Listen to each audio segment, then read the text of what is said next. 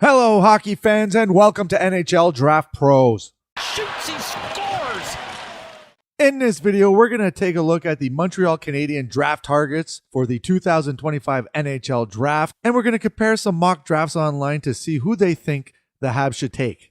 And if you want to see some scouting reports on some of these prospects, head over to NHL Draft Pros on YouTube or hit the icon below this video and it'll bring you to the homepage. And Habs fan, if you like hockey content, hit the subscribe and like button. I'd really appreciate it. Thanks.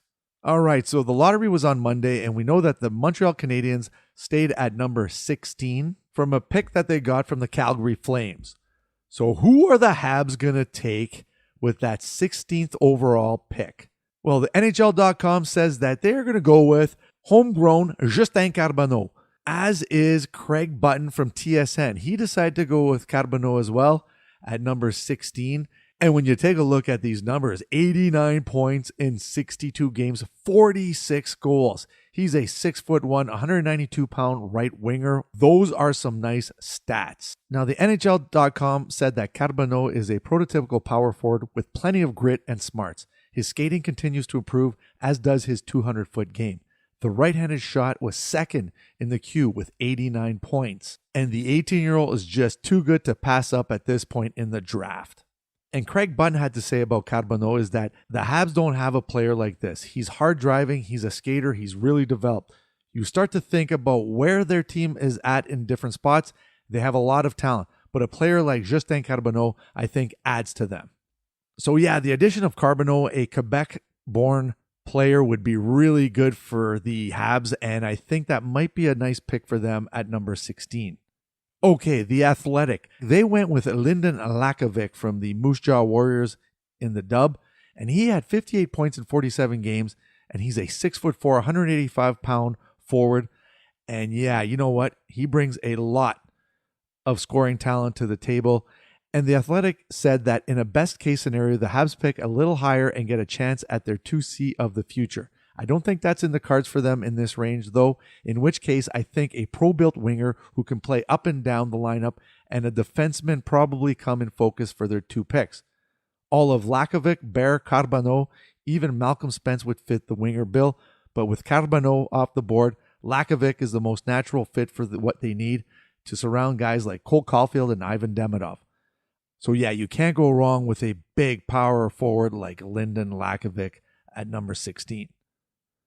Okay, the hockey news. They went with defenseman Logan Hensler, and he played in the NCAA for Wisconsin, and he had 12 points in 29 games, and he's a 6'2", 196 right shot D. Now, those points don't stand out, but he was second in the nation among U19 defensemen, so not too shabby if you look at it that way. Now, the hockey news said that the Habs have a lot of great young players in their lineup already, so we'll go with potential here. Hensler is a great skater with size and strength, and while he didn't put up big numbers as a freshman, he's still pretty young. With time and patience, he could be a solid defender. And yeah, you know what? I agree with that. I really am a big fan of Hensler. I think that there's some upside there, and you do see glimpses of it in some of his games, so I think that, you know what, you can't go wrong with a big mobile right D at number 16 for the Habs. Okay, and then moving on to Sportsnet, they went with Jack Nesbitt, who plays for the Windsor Spitfires in the OHL. And he had 64 points in 65 games, 25 of them goals, which is really good. 6'4", 183-pound centerman. So yeah, good size right there for sure. And they said that the Canadiens are looking to add size. With Kirby Dach's challenge to rebound from yet another tough injury, Nesbitt will fill that void, although not immediately. Nesbitt plays with grit, determination, and has plenty of details in his game to serve both ends of the ice.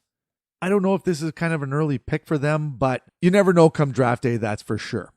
Now, I'm going to throw my hat in the ring, and I'm going to go with a player that plays for the Erie Otters, and that is Malcolm Spence. He is a 6'3", 200-pound left winger, and he has 73 points in 65 games, 32 goals. And he's just a player that brings a lot of grit and tenacity to the ice. So, you know what? It would definitely help the young core of the Habs and be a great addition overall. I mean, when you have a player that can score some goals and who has grit and hard working like Spence is, I don't think that they can go wrong with that.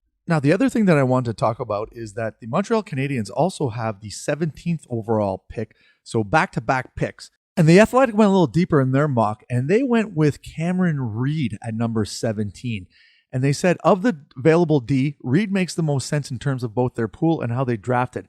Actually, you know what? I think they'd probably go right-hand D and maybe a bigger D because Cameron Reed's only like 6 feet, 180 pounds. So I don't know if this is the play for Montreal. So I want to know what you think the Habs should do. Should they trade one of those picks, combo them together and move up in the draft? Or is there, two players that they go forward D, like a forward and a right shot D? There's a couple of options for sure. So let me know what you think because it's going to be an interesting call by the Habs at this point. So yeah, we'll see what happens come June. And so that's it for this video. And as always, please help the channel grow by hitting that subscribe and like button. I'd really appreciate it.